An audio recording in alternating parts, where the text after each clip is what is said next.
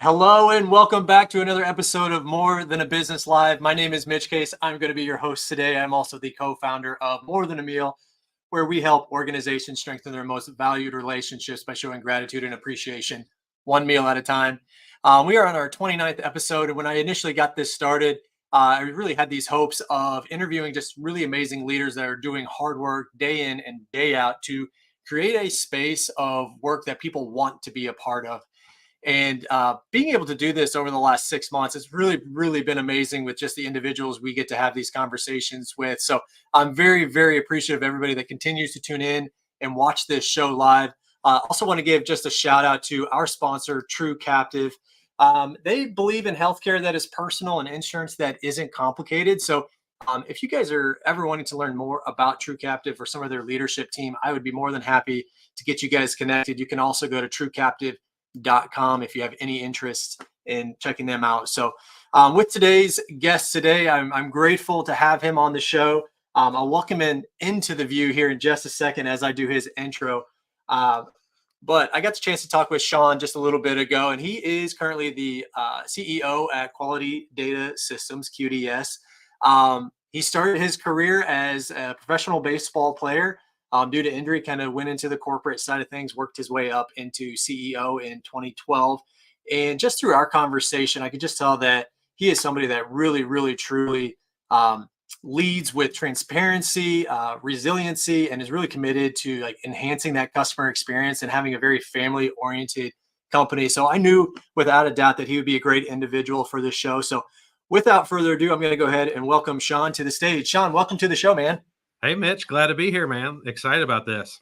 Love it. Well, go ahead and tell the people a little bit about you and QDS from a high level perspective. Yeah, man. So we're based here in Charlotte, North Carolina. We operate in about 13 states today, and we provide financial technology to banks and credit unions. So things like ATMs, things that help make the teller line more efficient. And this is a family-owned business, and we're celebrating our 40th year this year. Let's go. Congratulations on that, Sean. I did forget to mention, if you are tuning in live to this show, go ahead. If you have any questions for Sean and I while we're going through this conversation, throw them in the comments. Also, shoot a message in the comments too, letting us know where you're tuning in from, whether that's LinkedIn or Facebook or YouTube, wherever you're coming from and the city. We always love to kind of hear who's tuning into these shows and giving shout outs when we can. I also had to throw on my Chiefs jersey. Obviously, I'm starting to learn that not everybody likes the Chiefs anymore, but maybe I'm in my own bubble here in Kansas City. But we're just way too excited for what's to come here in the next couple of weeks. But Sean, I'm just kind of curious. I know I didn't prompt this, but I mean, do you have a team that you're rooting for this next couple of weeks? Yeah, I mean, so I'm a Panthers fan, excited to see Christian McCaffrey do well. So I'm probably technically pulling for the 49ers. Certainly enjoy watching the Chiefs play, but maybe I don't know what that feeling is, but I'm feeling probably what some of the others are feeling of like, man, are we getting tired of seeing the Chiefs? But man, they're fun to watch play, and I just got done watching the Kelsey thing, so see you're in your Kelsey jersey. It was a great show on Amazon. Yeah, that's a lot of fun. And I'll be honest, man, Christian McCaffrey scares me a little bit. He's the one that you guys there's a team put together. But yeah, Christian McCaffrey is a beast. But let's go ahead and jump into our show specifically. And the way that I always like to start this off is just with an impact story. So why don't you tell us maybe a personal story that you have of a time where either you or QDS has had a direct impact on maybe a team member of yours or a client or community member? Yeah, so the first story that came to mind was when we first kicked off our ministry team here at QDS. We had an employee at the time whose wife was battling cancer, and it's like, man, we really need to do something. So it was one of our first raises where the company was going to match 100% of what the employees would donate towards this cause. It was a complete surprise to this employee who was running our parts and warehouse at the time. So it was very impactful to be able to hand someone a $10,000 check and let them know that for us as a relatively small company at that time, to see the impact that that had on the employees, the tears that were flowing as you're kind of handing that check over, and just that has certainly snowballed and been one of our catapults as we've looked to have an impact to our employees in our community. I love hearing stories like that, which just goes above and beyond what you'd ever like when you sign up for an organization or anything along those lines. Can you maybe tell us? I don't know if you saw any changes. Like it sounds like this is one of the first times that this has occurred within your organization. What kind of impact did that have? Not on just obviously the family that received the money, but your individual team members within the organization that got to be a part of, donating to that cause. Yeah, I mean, there's a lot of good that comes around having a family like culture, and it makes me cringe a little bit seeing on LinkedIn there's just kind of this backlash about the word family and tying that to a business. But we've grown about 3 or 4 times the size we are when we did that, and to be able to maintain that culture, it really just goes back to taking care of the people. And I think people being able to participate in that, see that they work for a company that is taking care of one of their own, people look for other opportunities to do that. And it's just a nice part of our culture that, someone's always looking out for someone else and maybe bringing a need up that maybe they have too much pride to talk about, or, Yeah. it really builds that camaraderie and family aspect to say, hey, you may not know this, but so-and-so is really struggling. Is there anything we can do to help them? And so that's really been a core part of our culture for, a long time now. So that's still ongoing as far as how that process would work. As somebody, and maybe explain a little bit kind of how that process actually does work. Yeah, so I'm part of a group called C12, which is a group of Christian Yeah, CEOs. familiar with that That's one. kind of where we got the idea of business as a Okay. ministry. So we built a formal ministry team called Team Lionheart inside the company. We had about 5 or 6 people as a part of that team. They would meet regularly, talk about ways that we could impact the community, impact our employees. We had to make some decisions around, there are a lot of needs out there in the world, but we wanted to focus very locally in the communities that we serve. And so that's kind of been our driving force. We set out what was referred to as a BHAG, or big, hairy, audacious goal for Jim Yeah. Collins fans out there. And so Yes. we are about 4 years into a 5-year plan of giving away $500,000. And that was very Wow. exciting to hit that. And now we've set a new goal to do it in 3 years.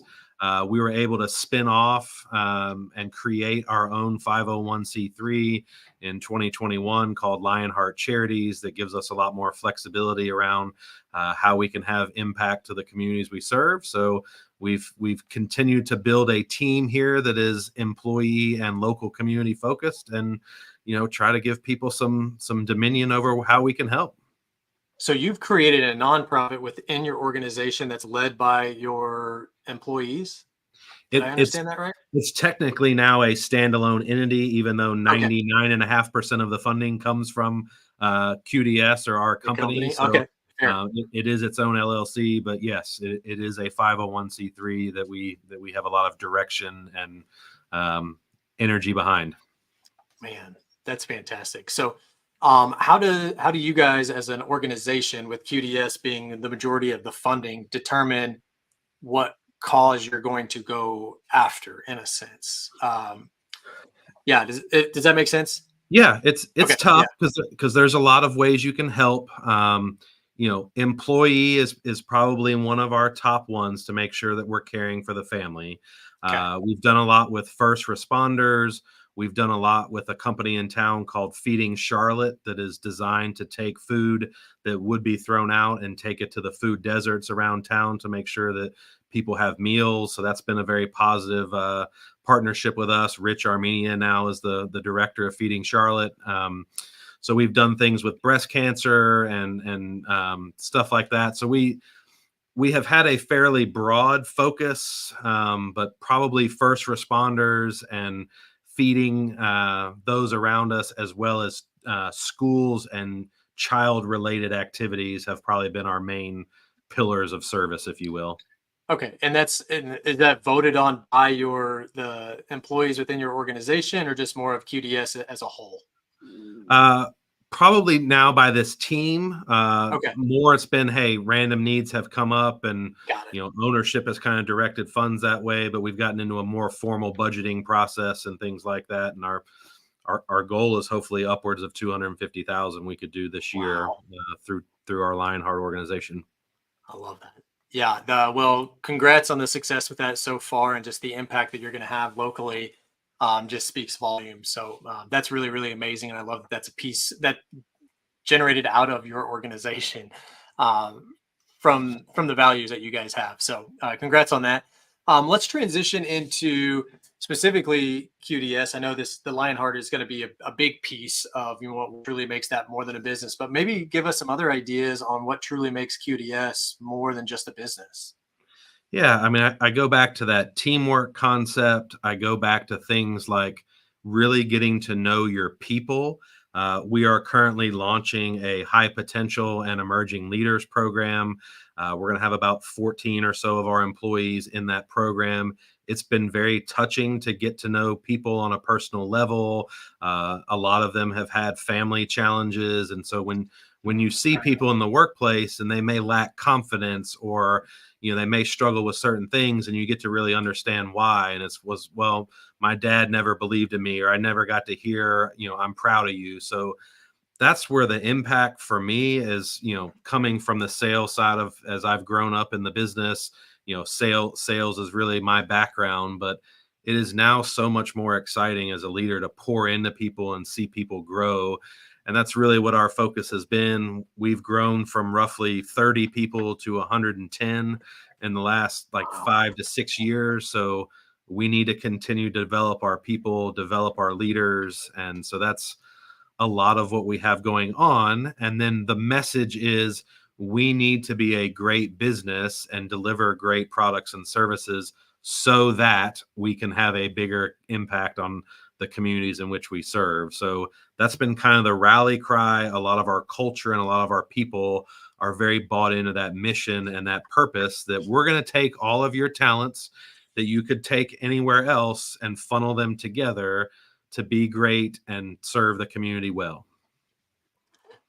I definitely want to dive into this leadership program you're kind of talking about, because one of the things that continuously shows up as far as retention within organizations really comes from investing in their future in one way or another. I'm not saying necessarily going out and saying, hey, we're going to go pay for you to go get a master's degree or something along those lines, but continuing education to help them grow in that space. Obviously, you hit on some things where a lot of it can just be emotionally leading them, and others can be like tactically leading them. So, I mean, do you guys kind of have like pillars worked out with this leadership program yet? Like, what does it look like from start to beginning, and what you ultimately want these individuals to feel and know as they go through this program?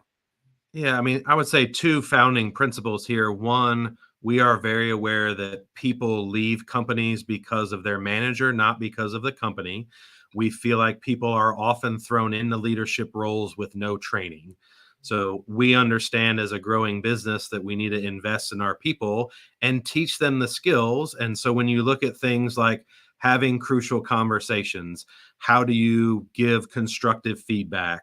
How do you set proper goals? How do you communicate tone? So all of these things that, some would argue are soft skills is really the difference between being a good leader and a good manager, as opposed to being the boss or cracking the whip. And I think that's where a lot of people fail, is you take a great individual contributor that's got potential, you throw them into a leadership position before they're ready, and they end up not being successful and causing tension because they simply haven't been trained how to handle situations, how to lead people well, how to get to know people. So that's really what we're investing in. Is it's a lot more about people interaction, understanding motivational profiles, holding people accountable, but you got to give them pats on the back as well. So that's a lot of what the program is about. And probably the number one need from people was, how do I have crucial conversations? And it's definitely a challenge. And you throw email in and no one can read tone, and people get sideways quickly. So it's about coaching through that. It's ironic that you say two things in there. I'm currently reading through the book Crucial Conversations. It is I'm still early into it right now, but that is definitely a space where I need to grow in my leadership capabilities. But also, I've sent those emails when I probably should have let it simmer for a couple of days before I sent it. Learned some hard lessons, but it has definitely shaped understanding. Tone can be misconstrued many times, and other times you're just acting emotionally without taking the time to think through that before you unfortunately try to crack a whip. So yeah, I could have used that leadership training probably about 10 years ago, but we'll continue that on. I really enjoy the fact, because I've always had this idea that, so often people are promoted into positions because they do so well in this position, and oftentimes it maybe goes into a leadership position, but they don't do so well in those positions. And you think, man, they did so well in this. How can they not go from sales to sales manager? And what I just heard you say is they might actually be a really good salesperson, and they might even be a really good sales manager if we take the time to educate them, let them learn, not just throw them in there and expect everything to be perfect like it was when they were good at sales, because that's a completely different role within the organization. Yeah, Have and you had experience with promoting like that and just seeing it not work out? oh no, I've never made a mistake, Mitch. No, yeah, I mean I I have knew you been were perfect for this show. I have been guilty of promoting people too soon, not giving them the resources, and wondering why they struggle. And people, because they love the culture, they don't want to fail, they don't want to not have it go well, but they weren't given the tools and resources. And I think we understand that the jump from individual contributor to leader or manager is probably the toughest jump. It's not necessarily as difficult to go from a mid-level manager to slightly higher, because it's just a different level of responsibility, but the skills transfer. So I Mm, have found inside QDS we have a bunch of phenomenal doers, and so oftentimes moving from doer to coach or shower to others of how to do is really hard, because it's easier to just go, well, I know how to do this, I'm really good at doing this, here, watch me, versus truly spending the time to let the employee learn how to do it and be a coach. And I'm guilty of that as well. Like I'm one of our best sales assets, so I tend to take over and like, hey, this is my happy place, this is my yeah. wheelhouse, I'm very good at this, versus being a better coach. So I still think that's one of the toughest jumps from individual contributor to just manager is tough. Well, I think it's really admirable for you guys to invest in them in that way and have an actual program for that. I think that's going to lead to just a lot of success as the business continues to grow. So, but we're going to start transitioning into you now, Sean. Obviously, you don't make any mistakes ever, so this might be a really easy piece for you here. But I always like to ask our guests, like, we have our days as leaders within organizations, but we still have to show up and serve the people that we're blessed to serve, quite honestly. So what continues to motivate you day in and day out to show up when maybe you don't have 100% of yourself to give, but you know that you're blessed to be there and to be able to serve those? So what continues to motivate you day in and day out? Well, as I've gotten older and I'm a dad now of three boys, it's just it really gets back to my shift has switched from look at what I can do and let me look at my numbers and I was able to do a lot, to watching other people be successful. And it is like a really good high now to see someone that is trying to stretch their skills, or they're trying to do something new for the first time, or man, I'm having trouble getting my first meeting, and all this type of stuff. And to see the success on their face, and just that is what keeps you coming back and pouring into people. And I have found that to be now more rewarding than anything I can do. So the impact on people, and I take a pretty strong attempt to impact people's personal lives as well. I want them to be good husbands and fathers, or good wives and mothers. So that's what really drives me, is not just, hey, I want you to be a good employee, but I need you to be a good complete human, because I don't believe work and personal are separate lives. I think they cross over. So if I can help hold you accountable at work and teach you how to love your spouse well, that's probably going to lead to a stronger marriage, and so on and so forth. So that's part of the fuel in my tank, if you will. This conversation has popped up quite a bit of, getting your house right can help you be more successful in the job type scenario. And so just having some real conversations with other leaders here in the Kansas City area that I admire, and just focusing in on making sure that everything is taken care of in the home before you start setting goals and all that from a personal perspective inside the business that you want to create. So as a leader within the organization, I'm grateful to hear, and it's no surprise, but grateful to hear that that is a huge priority, and you want that, and obviously, like, you want that for yourself too. And so you're gonna have to lead by example throughout your organization in those cases. Um, I was going to try and chat a little bit about maybe your personal experience in baseball and what that kind of helped you. Maybe some soft skills, some hard skills, some life lessons that you've been able to take from baseball into leading an organization.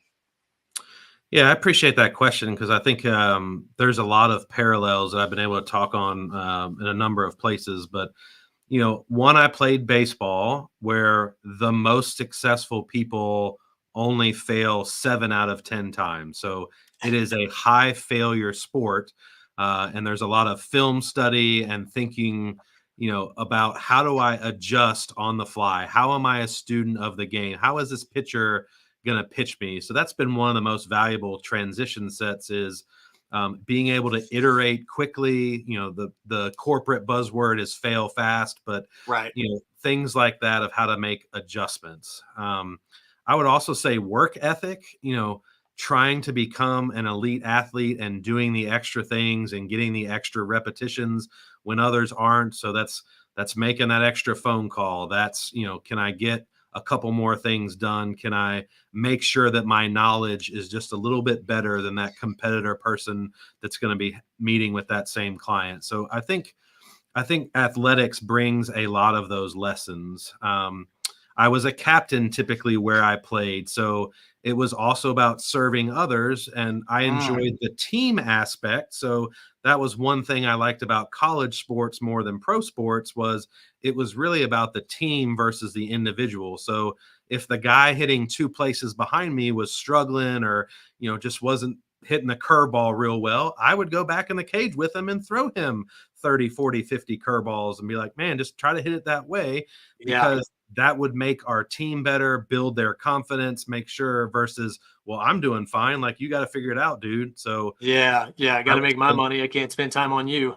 That's another lesson that has translated to business is you're really only as strong as your weakest link. So always looking to raise the team and find those spots or those processes. And, that was another lesson I've learned, which doesn't go back to sports, but, from the owner's seat, there was years that I was really stoked about growing 30, 40, 50%. You're high five and the business is growing. And some of your people are going like, we don't have any processes for this. How are we going to onboard these people? And all of a sudden when you actually go ask people, like, they're hanging on for dear life going, please don't sell any more things. So that was another valuable lesson to make sure that your processes and procedures can keep up with growth, that it's not, hey, let's grow 100% every year. We'll be fine. Yeah. I have hearing about companies growing too fast is always like this weird thing. I'm like, how is that even possible? How can you ever grow too fast? And after being on that side, I mean, I was focused on the sales side for 10 years, and what I was doing, it was sell, sell, sell, and like that's what it was. But without the knowledge or the expertise of understanding, like, just because I sell something doesn't mean everything else behind that is going to be just as efficient.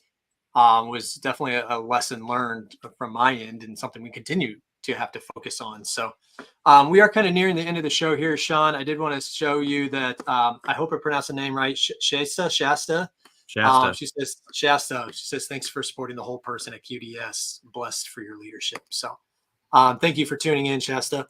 Sean, if anybody has questions about what you guys do at QDS or maybe wants to hear about how they can learn how to hit the curveball better, what is the best way for them to get a hold of you? Yeah, I certainly encourage you to visit our website, which is qualitydatasystems.com. I'm also very out there on LinkedIn, so that's normally the best way to get a hold of me. So just look up Sean Farrell, QDS, there on LinkedIn. I love the platform. We love to educate, so I would be happy to engage in any way I can help. Well, I'll also echo the fact that if you can't reach Sean, just shoot me a message as well, and I'd be happy that you guys connected with that. Sean, something we do on every single show, my wife and I want to make sure that we show our gratitude and appreciation for you spending the time on our show. So we always like to give out a meal that you can send to anybody that you would like. We just ask that you would tell us a little bit about that person and why you think they would be a good person to gift a meal. Yeah, so this is someone I've gotten to know a little better this week, and it's one of our now lead technicians in Eastern Tennessee, a gentleman by the name of Logan Hensley. He's engaged to be married, has a little boy that looks like his twin. And again, as I got to learn a little bit more about his personal situation, like didn't have the best parental support, had booked a family vacation trying because that used to be a big deal, and his parents just kind of bailed on him at the last minute. So Mm. he's continuing to grow in our company. He loves being here. He's a beacon for our culture. So I'd like to give a meal to Logan Hensley and his family for the great job that he does and who he is as a person, and give him some confidence because he's a great young man. I love it. Anytime I can support a fellow father out there doing it right, gives me a lot of joy to be able to support in that way as well. So we'll get connected after this, Sean, and make sure that we can get that out to him here in the near future. But Sean, I'm just going to say it again. I greatly appreciate the work that you are doing, the way that you are leading. You're an example that I want to follow as we continue to grow our business. So I really appreciate you coming on the show and sharing that with our group. Yeah, Mitch, I appreciate you having me on. It's a fun topic to talk about. It's very meaningful to my heart. So I appreciate the invite, and thanks for having me on. You bet. You bet. Well, we will be back every single Thursday at 3 p.m. Central Time next week. We are bringing on Karen with DMS Services. Excited to kind of hear her story. She's got a lot of things going on right now here in the Kansas City area. But until next time, guys, we just really appreciate you tuning in. And we just always encourage you to continue to strengthen those relationships inside and outside your organization. Till next time, have a wonderful day.